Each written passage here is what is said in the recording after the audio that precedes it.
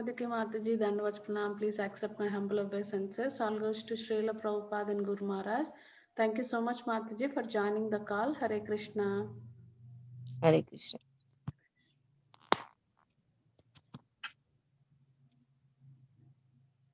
Hare Krishna Vardhana Mataji. Please accept my humble obeisances. All goes to Srila Prabhupada and Guru Maharaj. This is Radhika from Baltimore. Hare Krishna Radhika Mataji, Dandavats Pranam. Please accept my humble obeisances. All goes to Srila Prabhupada and Guru Maharaj. Thank you so much, Mataji, for joining the call. Hare Krishna. Hare Krishna Vardhana Mataji, all good Srila Prabhupada and Guru Maharaj. My humble obeisances to you and all the devotees.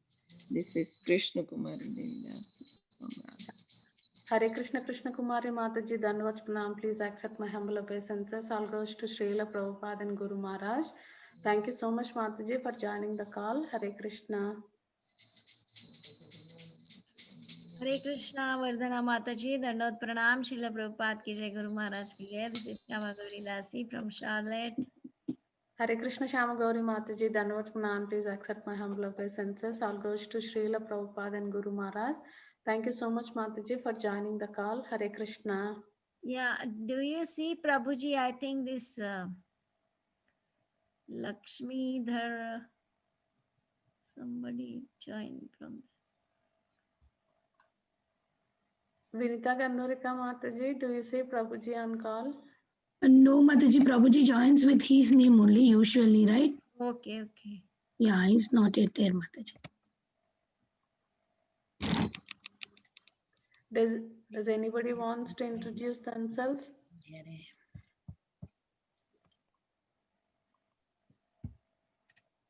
Hare Krishna Mataji, Dandavat Pranam. This is Anuradha Devidasi from Omaha, Nebraska. Hare Krishna Anuradha Mataji, Dandavats Pranam. Please accept my humble obeisances. All goes to Srila Prabhupada and Guru Maharaj. Thank you so much, Mataji, for joining the call. Hare Krishna. Yeah, Prabhuji joined Mataji. See, I told you.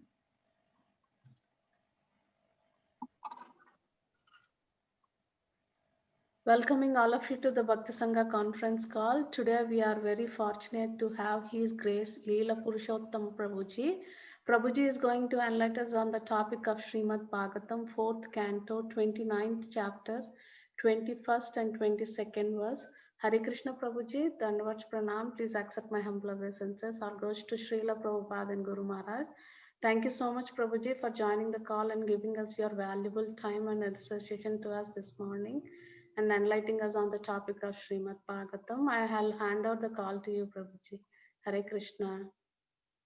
Hare Krishna, Mataji, Vardhana Mataji, Sam Gauri Mataji, and all the devotees, assembled devotees, Samveta Bhakta Vrinda ki jai ho. We will start with a short kirtan and then we will read from Srimad Bhagavatam, Canto 4, Chapter 29. Jayo Radha Madhava Kunja Bihari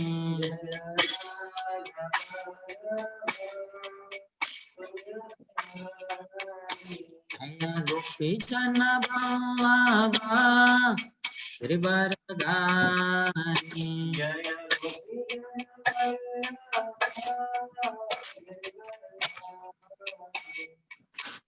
Radhanandana Pradana Ranjana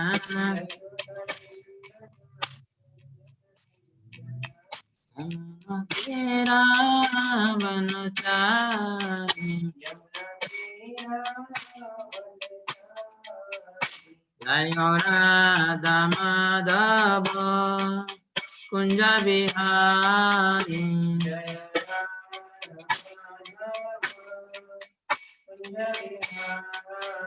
Jaya Gopi Jana Vallabha Shri Varadhari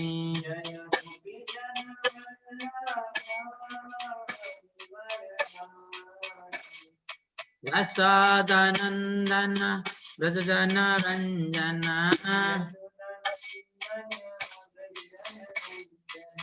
Yamuna Tira Vanachari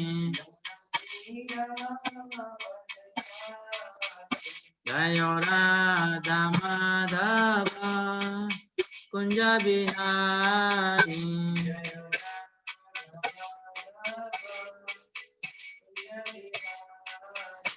Hare Krishna, Krishna Krishna, Hare Hare, Hare Rama, Rama Rama, Hare Hare.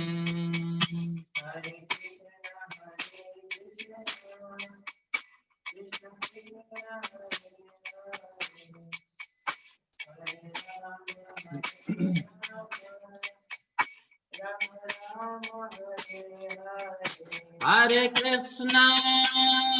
Krishna, Krishna Krishna, Hare Hare, Hare Rama,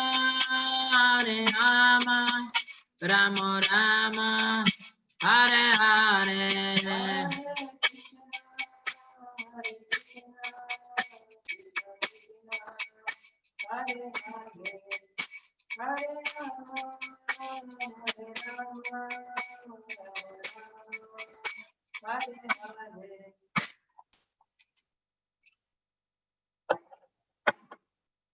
Harinama Sankirtan ki, Srila Prabhupada ki, Gaur Pramanande Hare.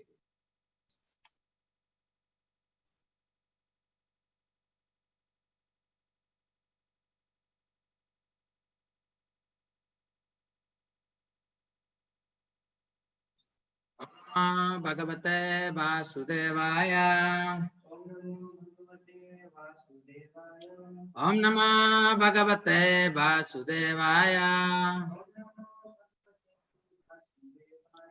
Om Namah Bhagavate Vasudevaya.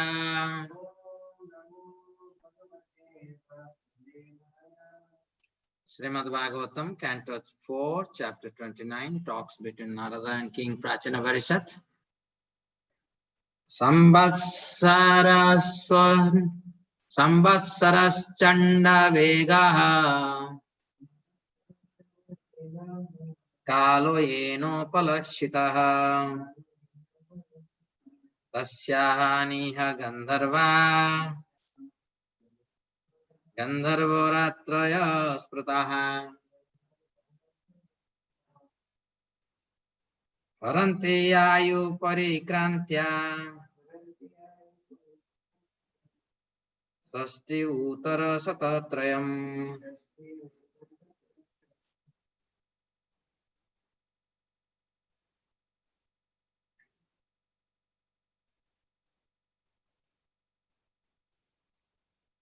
Samvatsara, year.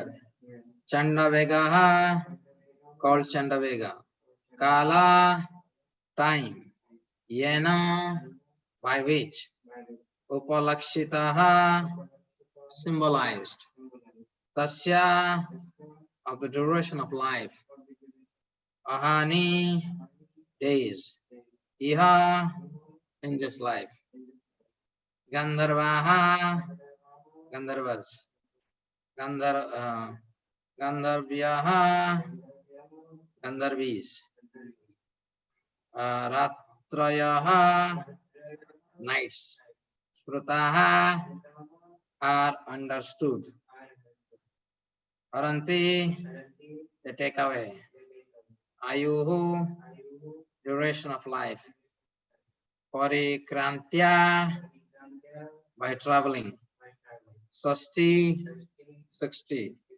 Uttara, above. Sata, 100. Trayam, 3. What was previously explained as Chandavega, powerful time, is covered by days and nights, named Gandharvas and Gandharvis. The body's lifespan is gradually reduced by the passage of days and nights, which number 360. Purport by His Divine Grace A.C. Bhaktivedanta Swami Srila Prabhupada ki jai. The word Parikrantya means by traveling. The living entity travels on a chariot day and night during a year consisting of 360 days and nights. life's progress is taken for the unnecessary labor required to cover these 360 days and nights of life. What was described as Kalakanya should be the next verse, text 22. I'll just read the translation and purport by His Divine Grace. What was described as Kalakanya should be understood as old age. No one wants to accept old age, but Yavaneshwara, Yavanaraja, whose death accepts Jara, old age, as his sister. Encaged within the body, the living being accepts Kalakanya, old age, just before death. Yavaneshwara is the emblem of death. Yamaraja, before going to the place of Yamaraj, the living entity accepts Jara, old age, the sister of Yamaraja. One is subjected to the influence of Yavanaraja and his sister due to impious activity. Those who are in Krishna consciousness and are engaged in devotional service under the instruction of Narada Muni are not subjected to the influence of Yamaraja and his sister Jara. If one is Krishna conscious, he conquers death. After leaving the material body, he does not accept another body that is material, but returns home, back to Godhead. This is verified by Bhagavad Gita 4.9. So, dear devotees, thank you for joining this session on Bhagavatam.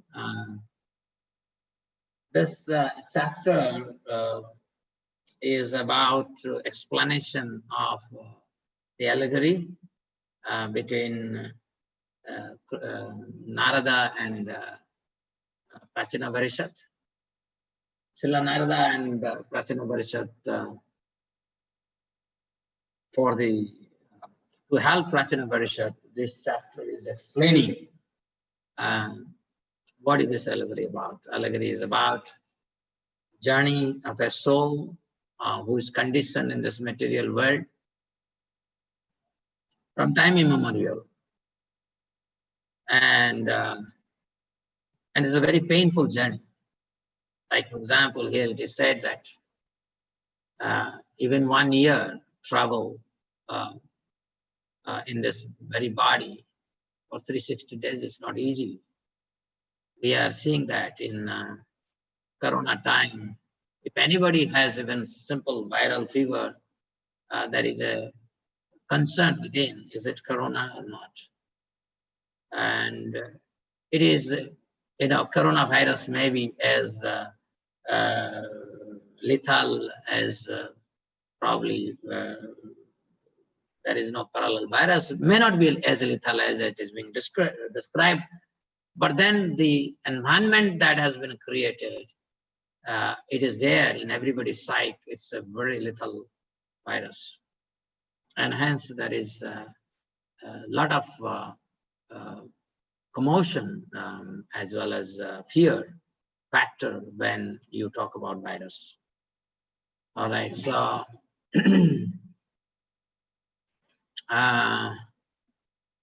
so the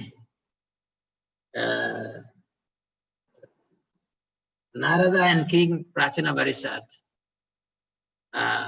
this discussion, where does that lead to?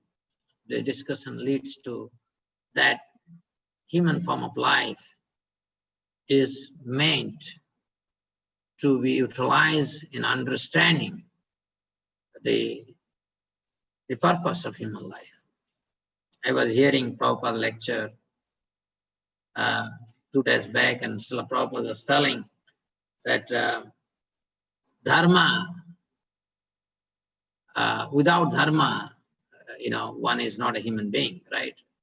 But what is dharma? Dharma is not a faith. Because Prabhupada said, I can have one faith, you can have another faith, but dharma cannot be different. So then he talks about the occupational engagement born out of nature, right?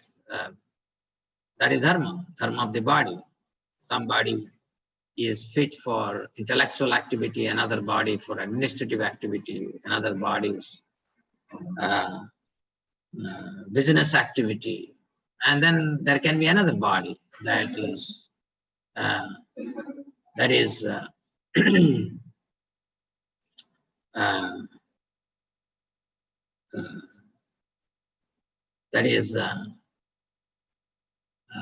labor class. So,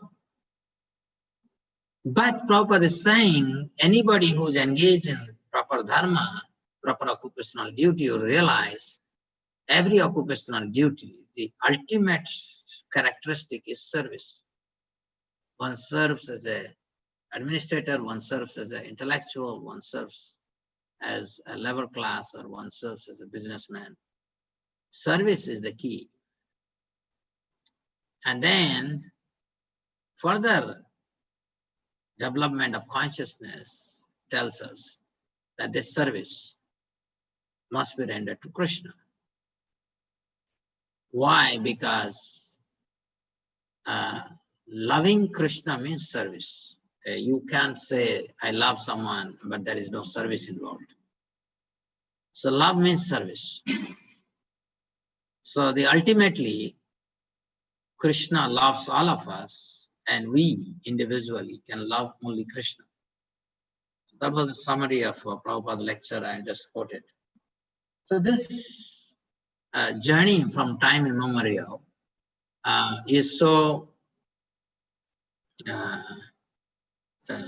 troublesome. It's very troublesome because sometime you will find in your life, even in a day, every moment you will become very, very tough to pass because material energy brings in so much into the table. So now I'm going to share with you a PPT on yoga system, which I have made recently. And that really fits very well with this discussion because just a moment, here it is, a yoga ladder. I hope you are able to see it. And so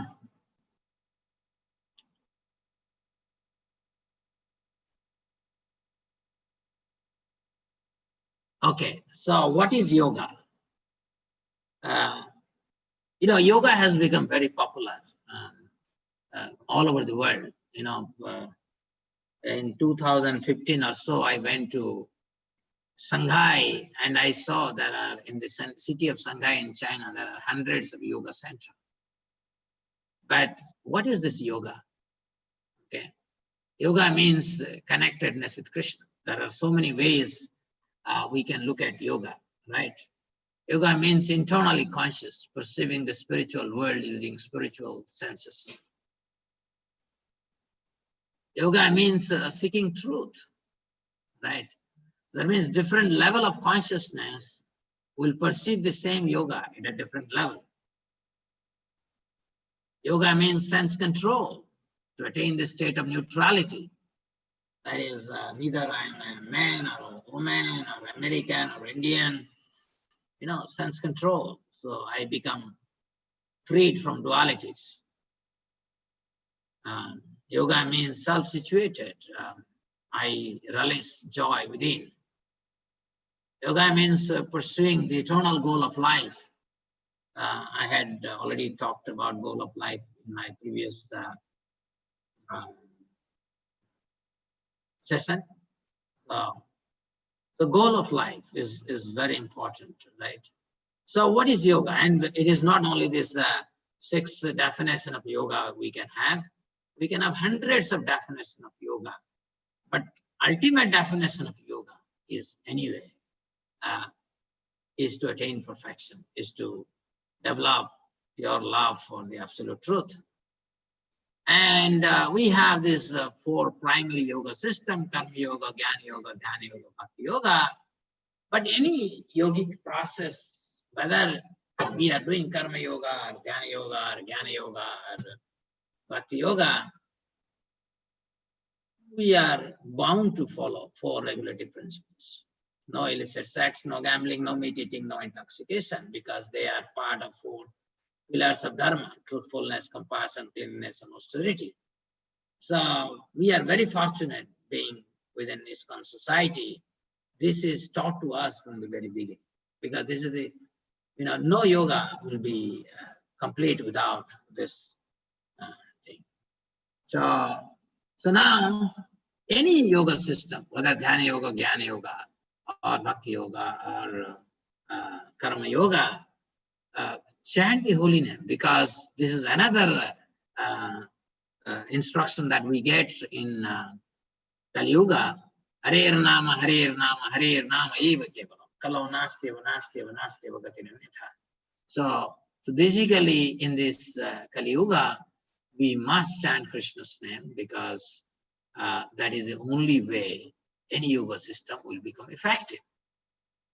So without holy name, without chanting the holy name, no yoga system will give us any desired result. So that is a primacy of effectiveness of any yoga system.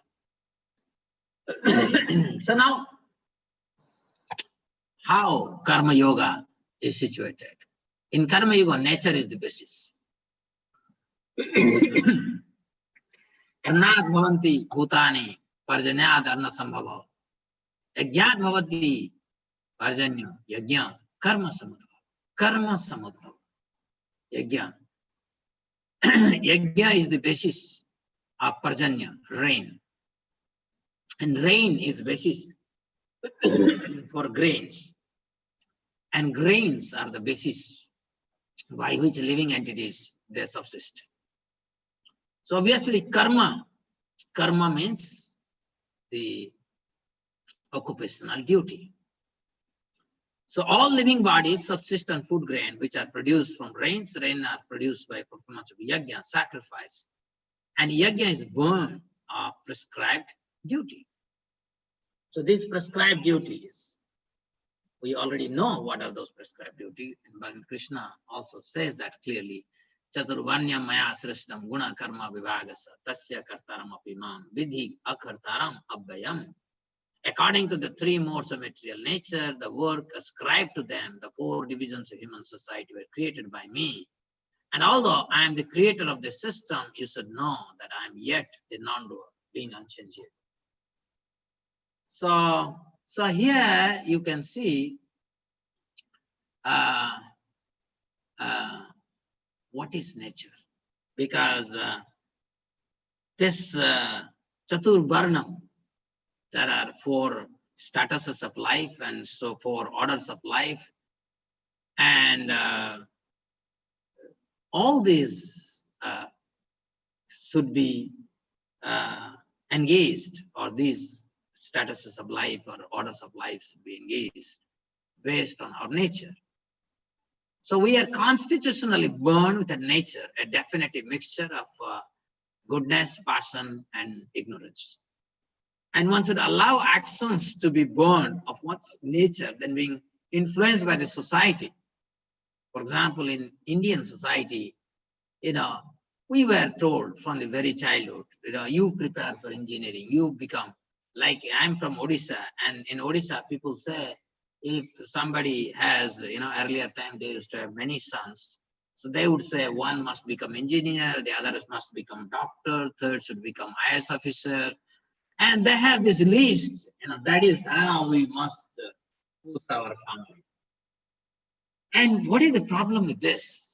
Problem with this is that Indian society has become dysfunctional. It's a dysfunctional society. It's not a creative society. A society would become creative when you allow people perform actions out of their own nature. But when you are pushed based on some societal ideas on this is good, you only should do that. That means I'm acting artificially. So these actions can be performed from the plane of sacrifice, mother for a child, teacher for a student, leader for citizens. So all these roles that we see, we cannot perform unless we understand the principle of sacrifice. Sacrifice means I do not think about my own sense gratification or own pleasure, but I look for at least others' pleasure. Like a mother cares for a child for the well-being of the child, teacher cares for the student. So these are the beginning of our consciousness, developed consciousness. Okay, and one derives joy and sense of contentment when situated in one's nature. Then you become satisfied. And once you are contented, then you start contemplating on the nature of the world, nature of the absolute truth. But when you are dissatisfied materially, you will be only after everything material. So the further contemplation will lead to yoga, right? So further contemplation will lead to yoga. So that is why Prabhupada said, when he translated dharma, he said occupational duty, majority places. Because that is true for most 99% of the population. 99, I would say, is the little lower side. It should be more than 99%, because we are so gross that somebody should tell me what is my nature. It's unfortunately, we don't have educational institute. Like in earlier people, when they went to Gurukul, teacher could realize this person is this nature, this person is this nature. And accordingly, they gave courses for the horses. And this is not the case now. Everybody is taught the same thing. Everybody has to be taught math. Everybody has to be taught English. Everybody has to be taught, blah, blah, blah, blah, blah. Why? So this is actually a big violence, because when we do not make our material nature in equilibrium, then we will never contemplate about our spiritual nature. So karma yoga, an act of sacrifice without attachment to the results. That's the basic definition of it. An act of sacrifice, an action. Every action must be a sacrifice. Otherwise, it cannot be yoga. Okay, we cannot say, anything can be called as karma. No, any karma must be an act of sacrifice. And then without attachment to results. Gyarthat karma nyatra lokayam karma vandana. Tadartham karma kaunteya mukta sangha samachara.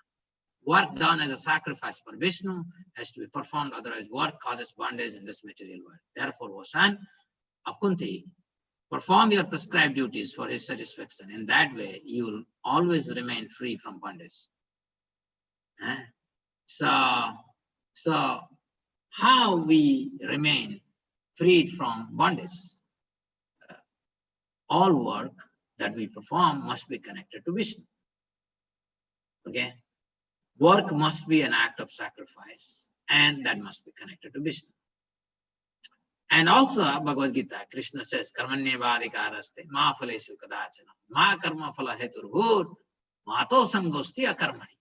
You have a right to perform your prescribed duty, but you are not entitled to the fruits of action. Never consider yourself the cause of results of your activities.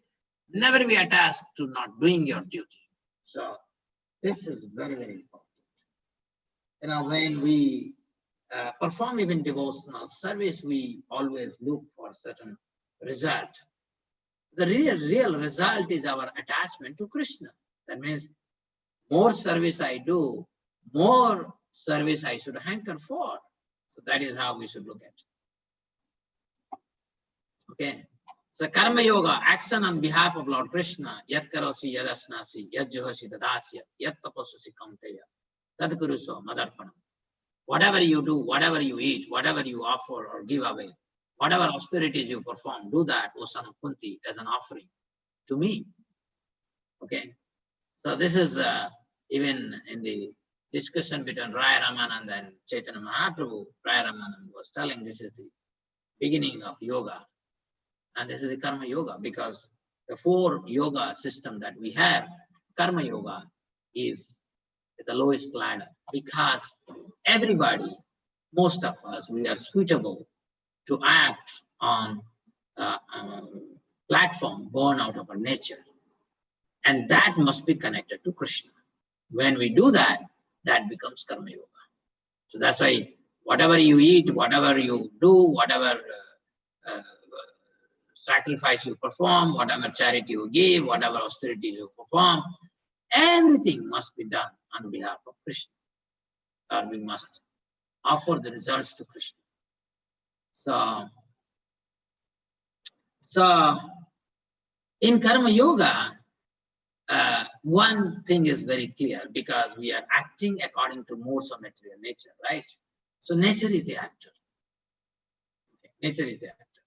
Prakrute kriyamanani gunai karmani sarvasa ahankara vimudatma kartamaham iti manyate. The spirit soul, bewildered by the influence of false ego, thinks himself the doer of activities that are actually carried out by the three modes of material nature. Okay, so that is Karma Yoga. And we cannot perform all kinds of actions, right? The three modes, they generate actions, but three modes also can generate any ghastly actions. Okay, and we in ISKCON, we are trained, whether killing animals or, indulging in illicit sex or gambling or intoxication. These are all, they are also performed by modes of material nature, but that's purely in mode of ignorance, and hence they cannot be connected to yoga or Krishna. So we cannot perform all kinds of actions, because one can say, oh, everything that is born out of nature, everything, because prakriti kriyamanani, all actions, they are born out of nature. But can we select every action? No. So prescribed duty means a proper civilized society means there has to be these four categories. And in 18th chapter of Bhagavad Gita is very clearly given the different dharma connected to the specific activity. Like what is the activity connected to intellectual class, administrative class, business class, level class. These details are there. And so prescribed duty in Karma Yoga means in 16th chapter, 24th verse, it says, Tasmat Sastram Pramanam Te Karya Vyavastitau Yatva Sastra Vidhanoktam Karma Kartum Viharasi. One should therefore understand what is duty and what is not duty by the regulation of scriptures. Knowing such rules and regulations, one should act so that he may gradually be elevated. Okay, so essence of Karma Yoga is we all have fruitive mentality. We invariably seek profit, adoration, and distinction. We are thus attached to work for selfish motive, right? And such work binds us to the cycle of birth, death, old age, and disease. So in Karma Yoga, we whatever actions we perform, results must be offered to Lord Krishna, right? So this is the essence of Karma Yoga. We all have fruitive mentality. We invariably seek profit, adoration, and distinction. And we are thus attached to the work for selfish motives. I give a nice example. People explained it, asked me, what is the distinction between Karma Yoga and Bhakti Yoga? So I give a very nice example. Suppose you are going to the bazaar and you saw a nice mango. And you like the mango. That is why you pick the mango. But then you have been told, Arey, I cannot eat the mango on my own, I must offer to Krishna. So here you see that I'm attached to eating the mango, and hence I'm bringing that mango and offering to Krishna. And then taking it, sanctifying that food.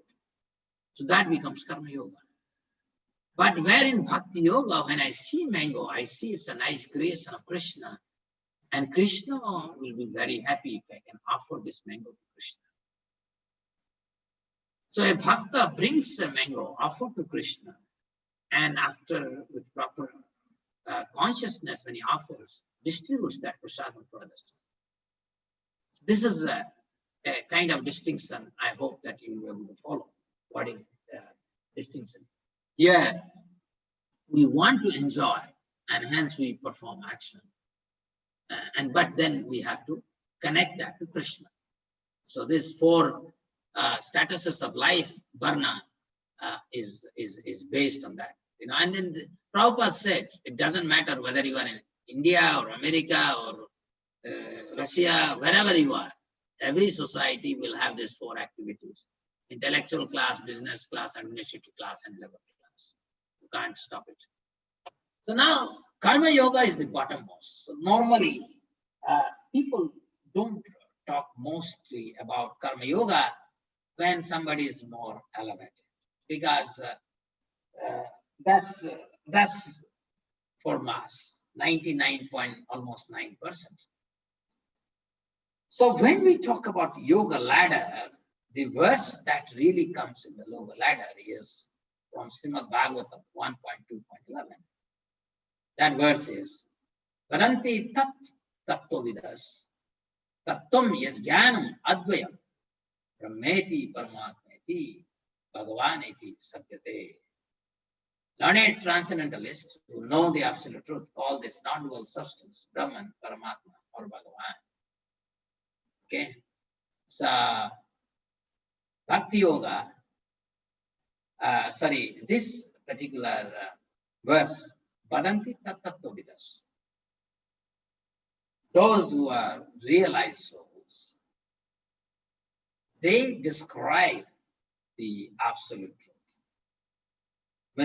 Karma Yogi can never enter here because Karma Yogi is too attached to the work. So they can never be able to contemplate on the nature of the absolute truth. But once you enter into the nature of the absolute truth, then you start hearing the Tattvadarshi, seers of truth. And they describe it as a Brahmeti, Brahman. So that is Jnana Yoga. When I'm trying to understand the absolute truth exclusively as Brahman, then that process is Jnana Yoga. Paramatma iti, Paramatma iti. When I start searching the absolute truth as the all-pervading aspect of the creation, as Paramatma, then I become a Dhyana Yogi. And then when I become attracted to the transcendental personality of the absolute truth, and means I want to be engaged in a rasa service with respect to the absolute truth, then I am. So this is a clear yogic ladder. Brahmeti, Paramatmaeti, Bhagavaneti, Satyate. This is the ladder.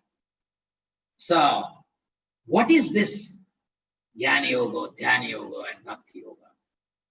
So, we are all performing Bhakti Yoga, and somebody may question, what is the need for going to Karma Yoga, or Dhyana Yoga, or Jnana Yoga? We are not interested. Because topmost yoga system is Bhakti Yoga. Let us talk only about Bhakti. No, it is when we perform something, we must know what we should not perform also. Right, isn't it? When we know what is positive, we must also know what is negative. Then that is a complete understanding of the knowledge. So that is why Krishna in Bhagavad Gita speaks of all these four processes. So Prabhupada gives a very beautiful analogy about different levels of Krishna realization in terms of Brahman, Paramatma, and Bhagavan. So this is in third canto, 32 verse 33, 32nd chapter, 33rd verse. A single object is appreciated differently by different senses due to its having different qualities. Similarly, the Supreme Personality of Godhead is one, but according to different scriptural injunction, he appears to be different. Okay, so Prabhupada says, for example, I give this example many times because when I fly from Delhi to Lucknow, on the way, I can see the Himalayan. But this Himalayan would look like some white cloud from a distance. It's just a cloud. Because somebody told me at some, at some trip, this is Himalaya. Then I saw, okay, I took that as a Himalaya. But otherwise, I was seeing that as just a cloud bubble. Okay. So that's Brahman realization. And then when you go near to this cloud bubble, then at some distance you will see, no, this is not a cloud bubble, this is actually a hill. Right? And then that is Paramatma realization. And then when you enter into the hill, you see, oh, this is Badrinath, there is Badrivishal, there is Alkanand, the pilgrims are coming, and so many activities are happening. And then that is Bhagavan realization. And this is what you can see. A hill appears cloudy from a distance. One who does not know may speculate that a hill is a cloud. Actually, it is not a cloud, it is a big hill. One has to learn from authority that the sight of cloud is not actually a cloud, but a hill. If one makes a little more progress and instead of a cloud, he sees the hill and something green. And when one actually approaches the hill, you will see many varieties. There will be desert, there will be pilgrims, there will be so many other things that will be there, as I explained. So these are the three different levels of realization. One is Jnana Yoga, and Bhakti Yoga. And in Bhagavad Gita, Krishna says that ultimately a Jnana Yogi elevates himself to Bhakti Yogi. Right? Bhaunam Janmanam Ante Jnanavan Prapadyate Vasudevaha Sarvati Samahatman Sudurlava. After many births and deaths, he who is actually in knowledge surrenders unto me, knowing me to be the cause of all causes. All that is, such a great soul is very rare. So,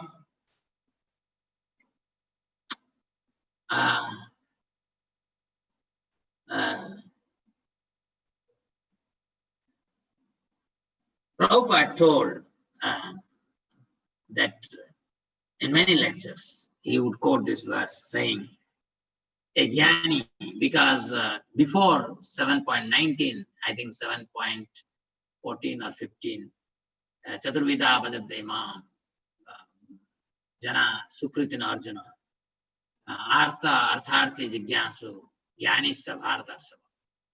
And four categories of people, those who surrender to Krishna, but then out of them, one who is actually jnani is very dear to Krishna. And this jnani, he has to take many, many births to finally understand Krishna is cause of all causes. That which is achieved with so much of difficulty, right? Srila Prabhupada just told us so easily. We were not even asking that question, that Krishna is cause of all causes, and Srila Prabhupada made a big propaganda that Krishna is the cause of all causes. Now we have to understand this, how Krishna is cause of all causes.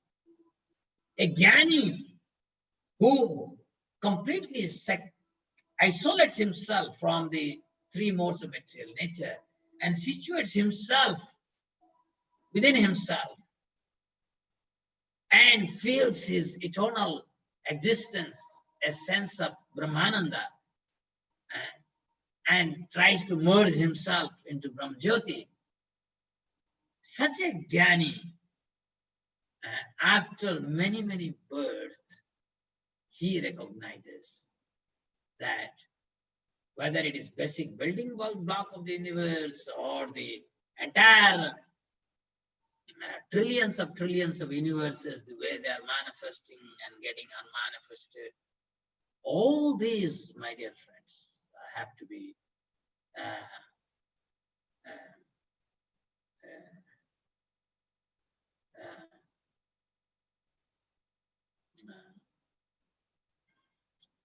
Krishna is the basis.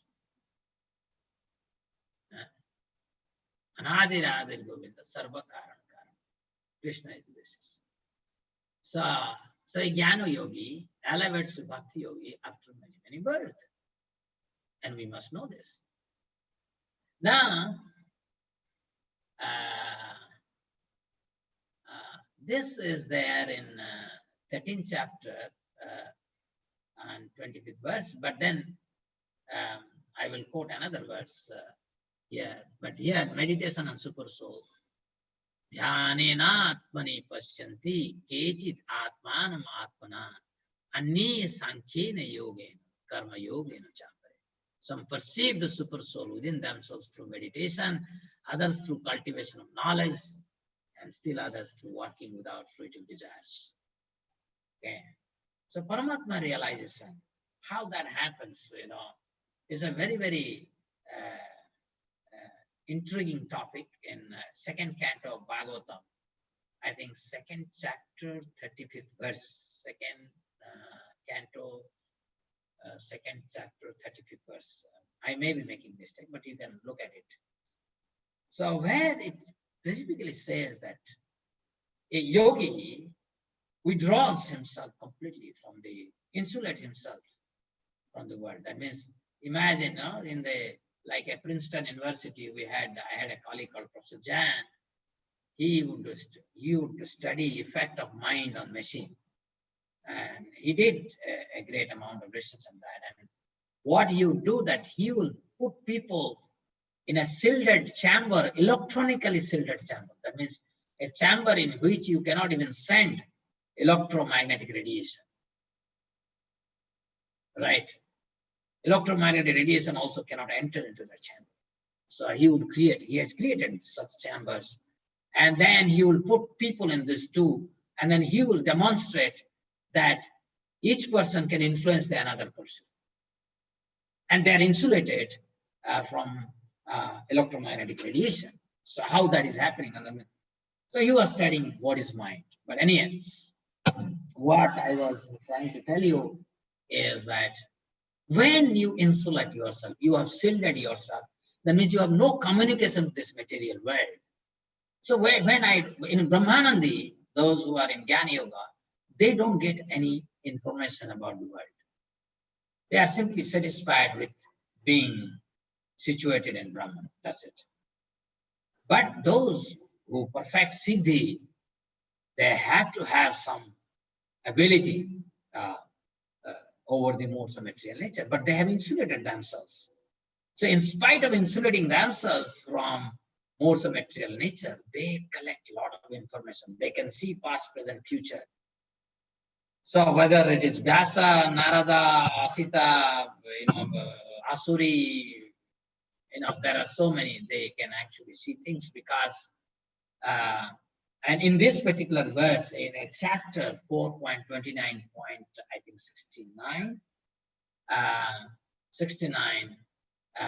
I actually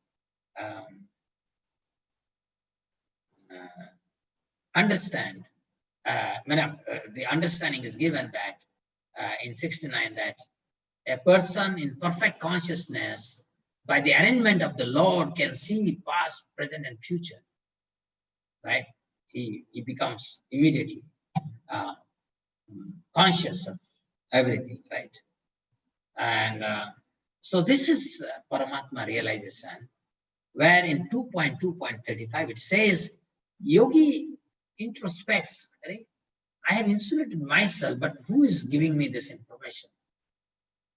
And then he figures out the super soul, the all-pervading aspect of Krishna, enables him with the information that is unattainable by sensory perception, because material sensory perceptions are limited, and super soul can provide you information that is unlimited. And that is why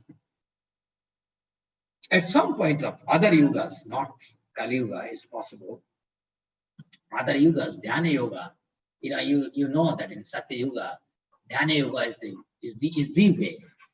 People all meditate on super soul. That is the way of Satya Yuga. So this is the second, and then in I hope I have time. So in be a yogi. This is the advice of Krishna to Arjuna.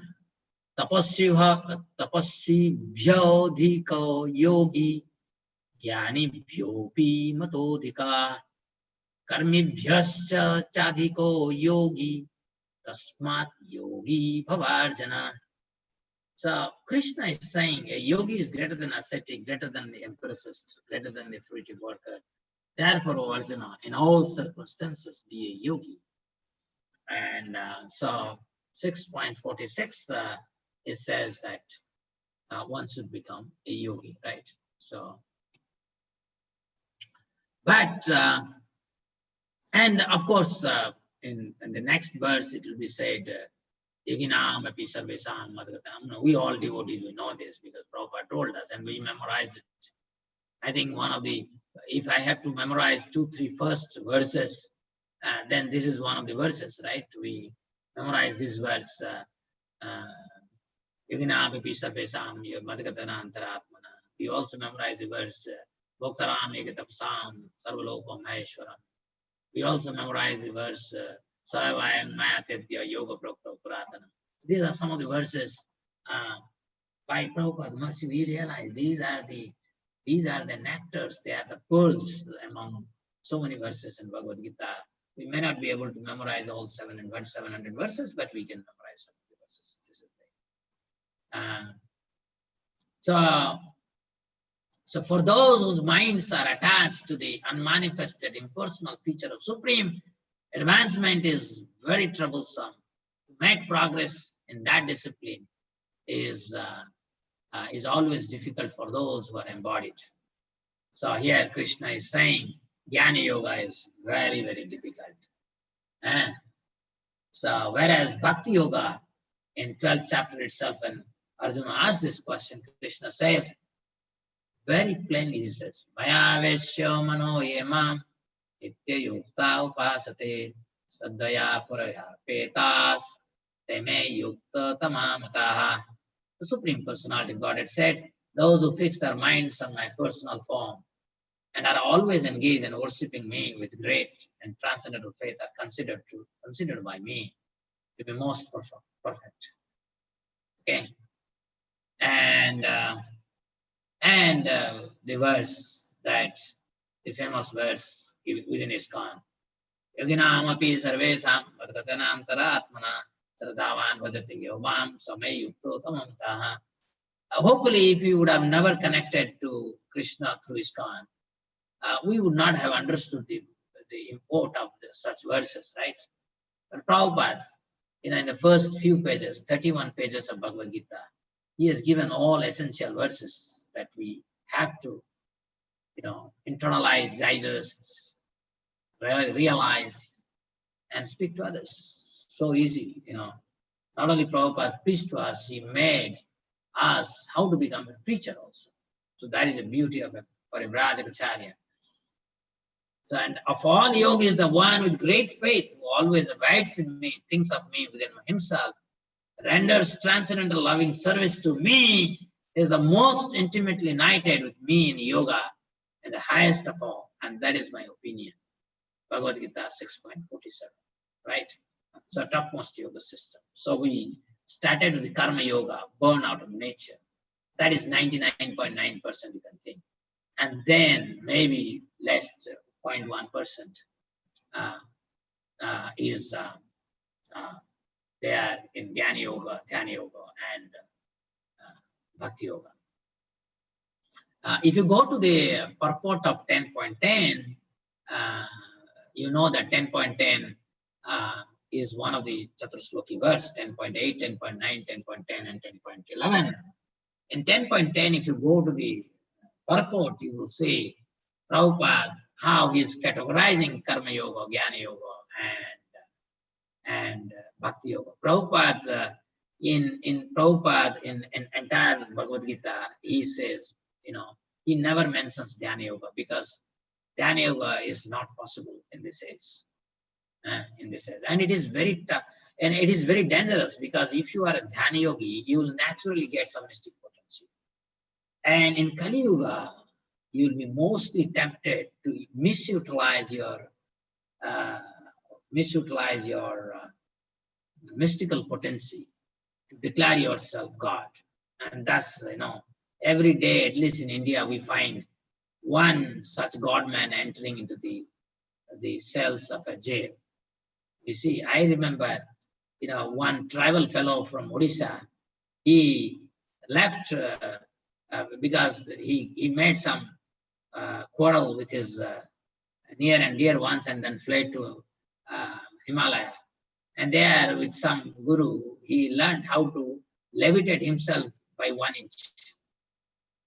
And then when he realized that he is able to levitate for 1 inch, he forgot his guru. He just left that place and came to Odisha and started his own spiritual organization. Just by levitating, he created many following. And that's why Dhyana Yogi is not really talked about. And you know that most of the Jnana Yogis are Mayavadis in the age of Kali Yuga. So if you see here, Prabhupada is saying when a person knows the goal of life, but is addicted to the fruits of activities, he is acting in Karma Yoga. When he knows that the goal is Krishna, but he takes pleasure in mental speculation, to understand Krishna, he is acting in Jnana Yoga. When he knows the goal and seeks Krishna completely in Krishna consciousness and devotional service, he is acting in Bhakti Yoga or Buddhi Yoga, who is the complete yoga. This complete yoga is the highest perfectional stage of life. And so this is what it is. So Karma Yoga, when we are addicted to fruits of activities, then but we are aware of Krishna, the goal of life, then we are acting Karma Yoga.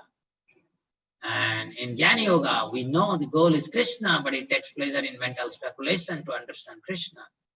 So he's acting in Jnana Yoga. Whereas Bhakti Yoga, he knows the goal and seeks Krishna completely in Krishna consciousness.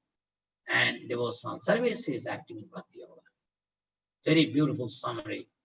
How to understand what is Karma Yoga, Jnana Yoga, and Bhakti Yoga. Prabhupada in the purport. So as we said, in Kali Yuga, it doesn't matter what yoga you do. It doesn't matter. Most of us, even we can't say which yoga we are performing because we don't know even our nature. We don't know anything. So Harinama supersedes all yogic process in this age of Kali. Harer Nama, Harer Nama, Harer Nama, Eva Kevalam. Kalau Nastyava, Nastyava, Nastyava. In this age of quarrel and hypocrisy, the only means of deliverance is chanting of the holy name of the Lord. And there is no other way, no other way, no other way. Chaitanya Charitamrita Madhya Lila 6.242. In fact, most of you might be knowing that when Mahaprabhu returned from Gaya, I think in Suklambra Brahmachari, or I'm forgetting, I think Jagadisa and Hiranmaya Pandit. Jagadisa Pandit and Hiranmaya Pandit, I think in their house, Mahaprabhu took the first class, the first pravachana, Bhakti pravachana. Before that, he was a scholar. He would defeat everyone, left and right. Oh, Krishna. So, and Mahaprabhu gave first discourse on this particular verse. That means Kali Yuga. If we simply go on fighting, I'm doing Jnana Yoga or Jnana Yoga or Karma Yoga, Bhakti Yoga, it doesn't make any sense. The only thing that should matter to us is that we are chanting incessantly. Hare Krishna, Hare Krishna, Krishna Krishna, Hare Hare, Hare Rama, Hare Rama, Rama Rama, Hare Hare. And this particular process will take us finally to the top of the yoga ladder. We should be very convinced about it. Okay? And this is the epitome of bhakti, to chant incessantly. Right? So, I think I'm in time now. Conclusion. Bhakti Yoga is the topmost yoga system. All other yoga system culminates in Bhakti. A fruitive worker, when offers a result to Krishna, that becomes Karma Yogi. One who is addicted to speculative knowledge but takes steps to surrender to Krishna, Jnana Yogi. One who meditates on Super Soul, recognizing that he alone is the source of intelligence, then Jnana Yogi. One who engages in direct devotional service to Lord Krishna, Bhakti Yogi. But as I said, whatever yoga we may be performing, we may not be even knowing properly what yoga we are performing in this Kali Yuga. But everything will be absorbed of all defects if we are incessantly chanting Krishna's name. Hare Krishna, Krishna Krishna, Hare Hare, Hare Rama, Rama Rama, Hare Hare. Dear devotees, we are suffering too much.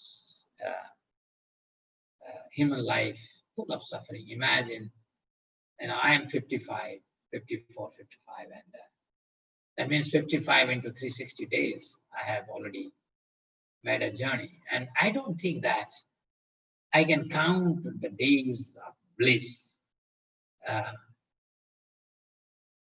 They may be very few. That means if I have to write about my own life, it's a life of suffering.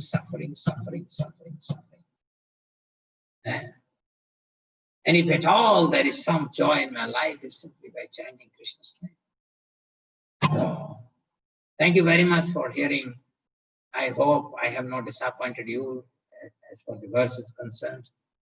The verse, I didn't go in detail because whatever the topics are being covered in the beginning will be explanation of the Puranjana story only. And later, Naraji will go very deep. I mean, particularly what is dream state, what is, Krishna conscious state. And, it's a very intriguing chapter. In fact, I would say 4.29 is the essence of many of the chapters. It has so much of substance to learn, this chapter. But I have not spoken as for the spirit of this chapter, but I spoke something that might have interested you because yoga system is something very, very close to all Bhakti yogis. Thank you very much. Hare Krishna. Hare Krishna Prabhuji, thank you so much for wonderful class, Prabhu. It is very nice presentation. Thank you for all the details you gave it to us. If anybody have any questions or realizations, please go ahead. Hare Krishna Prabhuji, Danvat Pranams. Very nice delineation of the yoga systems, and it was very clear, Prabhuji, and I'm thankful to you for that. I just have a couple of questions, Prabhu. Sure, Mataji. One is, where do Karma Mishra and Jnana Mishra yogis fit into in this system? And also my next one is a clarification. Karma Mishra Bhaktas and Jnana Mishra Bhaktas. Sorry, I said it wrong. Because say this, let me answer this question before I hear your second question. Sure. You see that, Prabhupada taught us Bhakti Yoga, right? So the Karma Mishra Bhakti is that, Yat Karosi, Yadasnasi, Yadasi. So that verse actually repeated by Rayanamana to Chaitanya Mahaprabhu. And for Jnana Mishra Bhakti, he recited the verse Brahma Bhuta Prasannatma Na Sochati Na Kankyati Sama Sarvesu Bhutesu Mad Bhakti Lavati Param. And so this why they make some, why they're important. As I told you, if I have gone to a platform where I'm really concerned about my proper chanting, then, if I have understood that, means I'm actually beyond this notion. But we are all fruitive mentality. If we have fruitive mentality, but we got a teacher who is teaching Bhakti Yoga, so obviously I would enter into the realm of Karma Mishra Bhakti. And if I'm a Jnani, I always, my mind is speculative. I try to understand things using my analysis, Sankhya, and in that way, I was very fortunate to get a Bhakti teacher. So I will enter into Bhakti Yoga as a Jnana Mishra Bhakta. And why Prabhu Rayanaman quoted the verse like Brahmabhuta Prasanatma na sachati na kankyati sama sarvesu bhutesu madbhakti labhate param. So if you look at there says Brahmabhuta Prasanatma. One is in the Brahman platform, is a Jnani, okay? And obviously a Jnani, neither he looks to the past nor he looks to the future. That is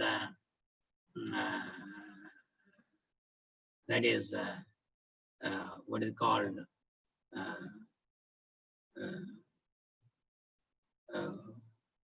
that is lamentation means it's the past, and hankering means it is future, right? So that is not sochati. Sochati means going to past, and kankyati, going to future. Brahma Bhuta has become already eternal, he is beyond time. So obviously he will not have any, and he is equally disposed. So he's a Jnani, he analyzes everything so nicely. And then if Krishna says, Mad Bhakti Labhate Param, how does he attain Bhakti? By coming in contact with Guru and Krishna. Anybody who will become a Bhakta, he must come in contact with the Guru and Krishna. Then only one will become a Bhakta. So that is the answer to your question, Mataji, first part. Thanks, Prabhuji. That really helped.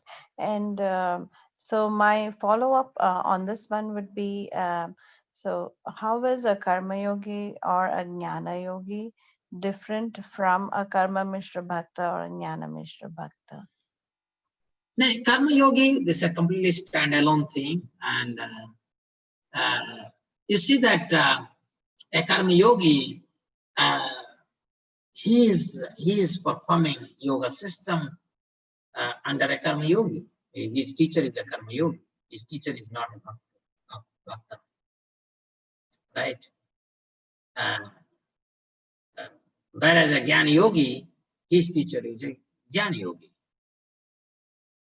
And Bhakti Yogi, his teacher has to be a Bhakti Yogi. That is how. But as I told you, how we have come to Bhakti, from which platform, that would decide what is Karma Mishra Bhakti or Jnana Mishra. But I will tell you, there are, a Nath Parampara that is coming from Lord Shiva. So this Parampara is about Jnana Yoga, right? So there are different parampara, Adi Sankaracharya parampara. So there are different parampara, and people follow that parampara, and you get this kind of yogi, right? Whereas a Bhakti Yogi must have a Bhakta as a teacher. But my baggage, what baggage I'm bringing when I meet my teacher, because if I'm coming with a pure baggage, that is well and good, but that not necessarily always happens, with a karmi mentality, I may enter into the footstep of a Bhakta Guru, or as with a speculative Jnani, I may enter into the lotus feet of a Bhakta Guru. So there is different Guru tradition in different yoga system. So that is standalone thing, whereas there is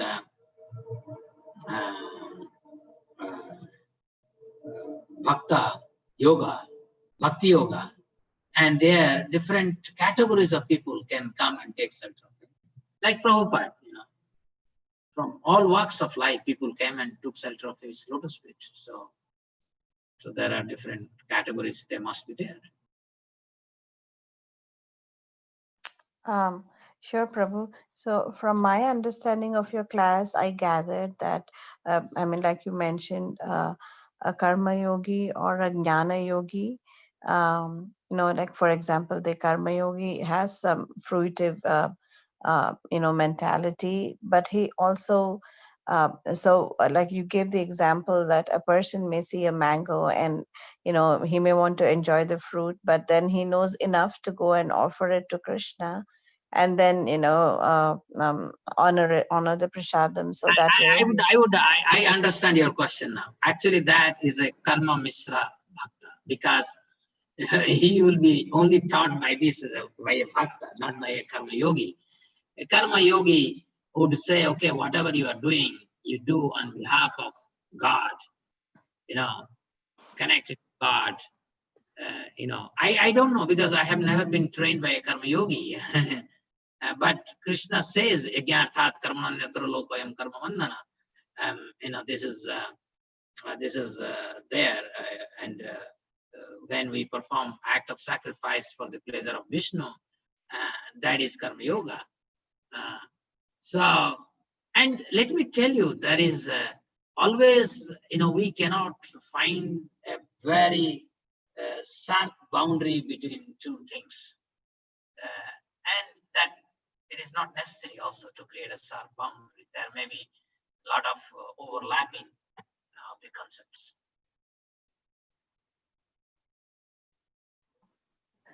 Sure, Prabhuji. Okay.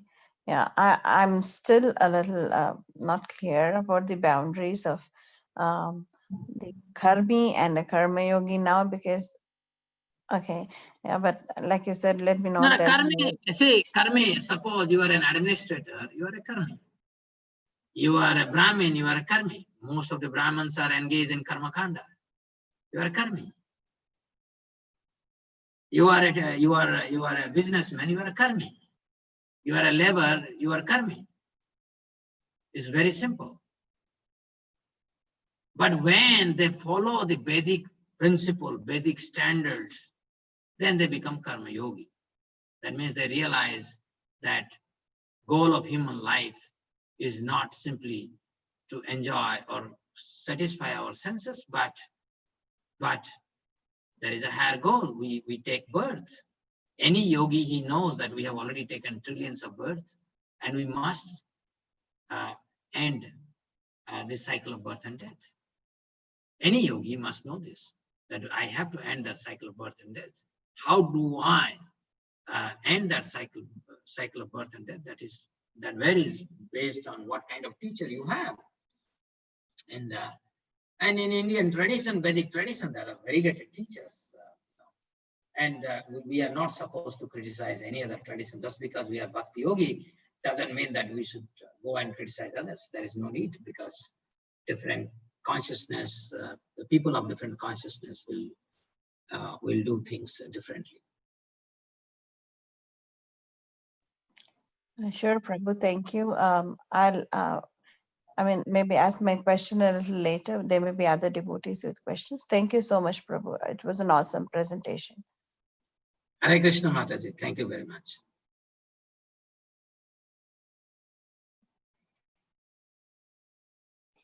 Hare Krishna, Prabhu. Dandavat Pranam. Srila Prabhupada. A very nice class, Prabhuji. I really like the example that you gave for the mango between Karma Yoga and Bhakti Yoga. Could you give us similar examples for Dhyana Yoga and Bhakti Yoga, and Jnana Yoga and Bhakti Yoga? Jnana Yoga, Bhakti Yoga, there is a tradition of Kumaras. Kumaras were originally Jnana Yogis, and Kumaras, when universe was at the Kumara stage, the Kumaras were born. That is what also is there in Srimad Bhagavatam, Canto 1, Chapter 3. In the beginning, they were all Jnanis. By performing severe austerities and penances, they realized the nature of the eternity, and they were Jnani, but then at some point of time they were intoxicated by the fragrance of the tulsi leaf offered to lotus feet of Lord Narayan, and that made them devotees. So So here we see the example of a jnani becoming a devotee. But unfortunately, in this age of Kali, many jnani traditions, they are in the Mayavadi tradition. So if you ask me, do you have a jnani becoming bhakti yogi? I don't see anyone, any example in the contemporary world. Once Prabhupada told, I don't know whether I should quote it, but Prabhupada told actually, he told about a jnani yogi called Yogi Aravindo, and Prabhupada said that he saw Krishna, but he didn't see Krishna. So that is the close I can take from Prabhupada's example. And I have not really seen a jnani later embracing bhakti in this yuga. So I will not be able to tell you. And also, you see that to become a bhakti, so how you become a bhakta? Unless you meet a devotee, you can never become a bhakta. We need to meet a devotee who carries bhakti. He only can implant bhakti.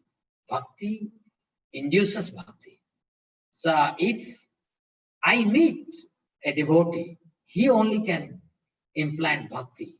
His devotion will induce devotion within my heart.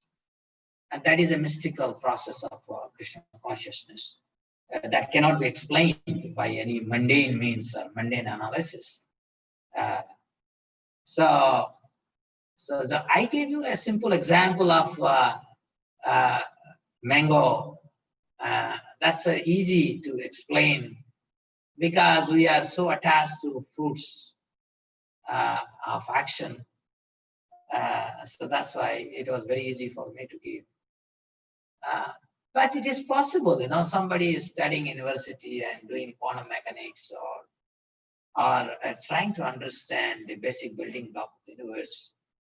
And suddenly, like we had a Prabhupada disciple, Sadaputta Prabhu, he did mathematics, PhD in Cornell, and then he came in contact with Prabhupada and became a devotee. And he could use his scholastic abilities in establishing Krishna consciousness. That's a good example of a jnani becoming a devotee.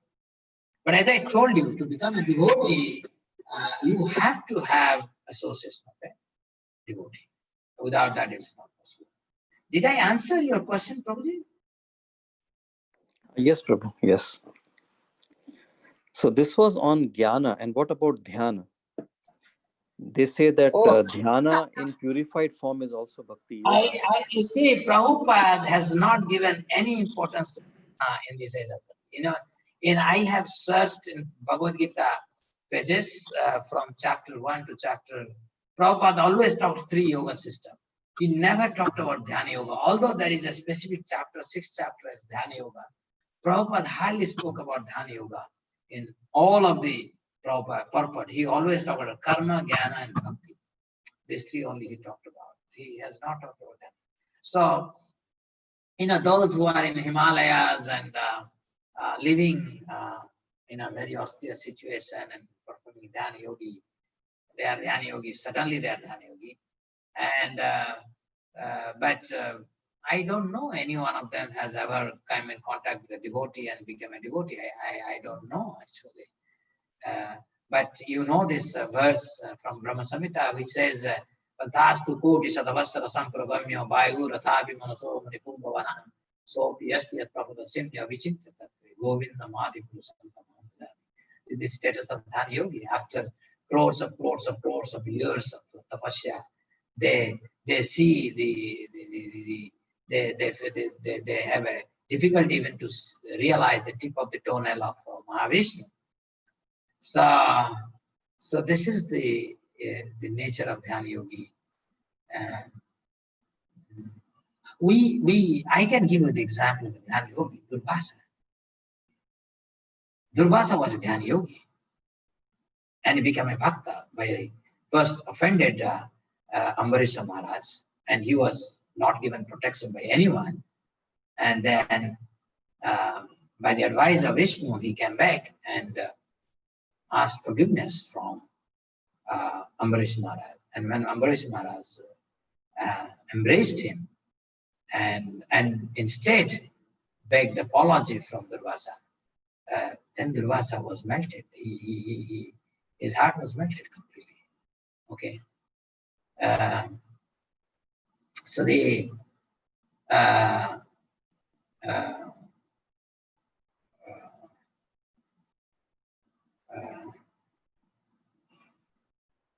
and you know that the same Durvasa had an ashram on the eastern side of Vrindavan. Eastern side of Yamuna. The eastern side of Yamuna. Western side is Vrindavan. Eastern side is Yamuna. Eastern side of Yamuna is he had his ashram, and gopis used to go to take lesson from him, and he used to teach gopis that Krishna is the perfect brahmachari, the most perfect brahmachari. So this is actually a very great example, at least from the pages of Bhagavatam, Dhyani becoming devotee. Thank you, Prabhu.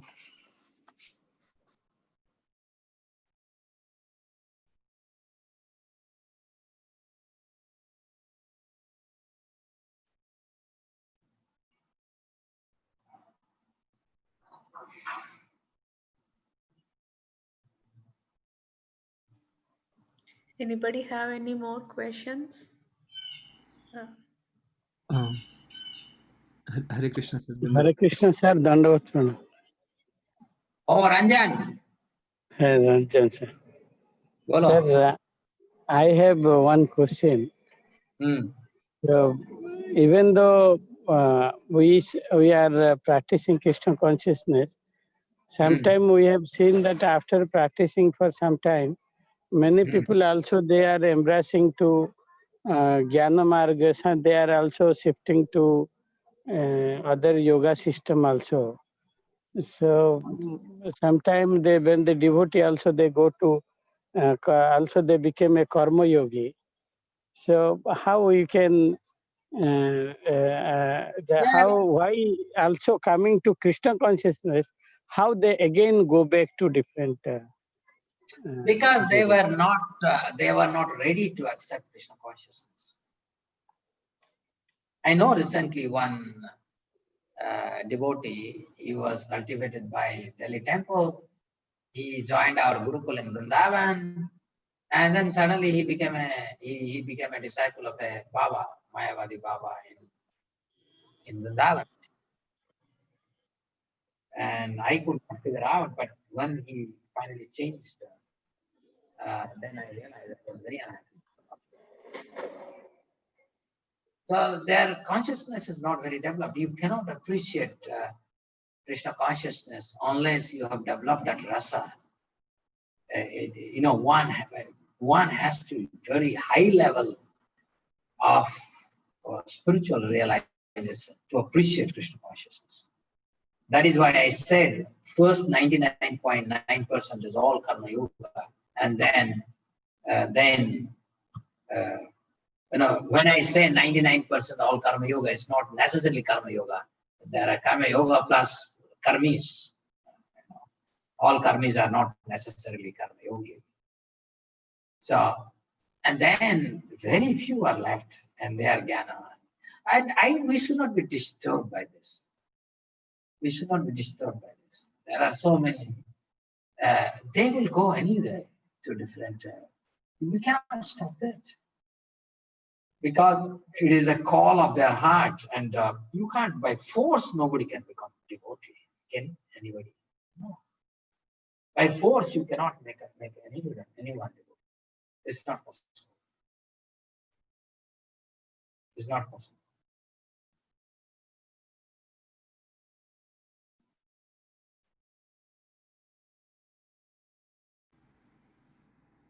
Sir, I have one more question. That during this period of COVID, So sometimes we may not have faith on others or students. Some students, they come and you may get complaint that why students come. So under that situation, whether what is our position actually? How you can do without disturbance that student Yeah, regularly this is see, ultimately, suppose you allow congregation in your house during this COVID time, and then a number of people, one of them contracts COVID virus from somewhere, and then it spreads to so many people, and in your house, let's say, and then you will be certainly blamed. That is why you have to be very careful. How do you do it? How do you have to make sure that whoever is coming to your house, they're all properly protecting themselves. They're kind of a quarantine environment, and they're not going anywhere and getting contracted. So we cannot act foolishly, oh, nothing is going to happen, because ultimately the blame would come to you. Blame is come to you. Okay, so this is the so you have to be very careful. Okay, thank you. Thank you, sir. Very beautiful lecture, sir, today. Very happy. Thank you, Ranjan. Any other question, or we should put an end?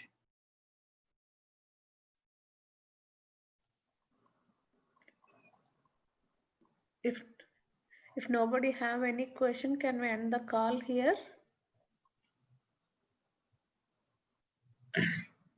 Okay, let's pay obeisances to Prabhuji and all the devotees. Swancha kalpatarubhyascha kripa sindhu Patitanam pavanebhyo Vaishnavyo namo की जय श्रील प्रभुपाद की जय की जय, अनंत कोटि वैष्णव वृंद की जय. Thank you so much, Prabhuji, for your enlightening class today and giving us your association. We are very grateful to you, Prabhuji. We look forward for your association again and again in the future if we can end the call. Hare Krishna, Prabhuji. Thank you so much. Thank you for blessing me. Thank you for blessing me. Hare Krishna Prabhuji. Thank you. Thank you, Prabhuji. Dandavat pranam. Hare Krishna. Hare Krishna. Hare Krishna. Krishna. Hare Krishna.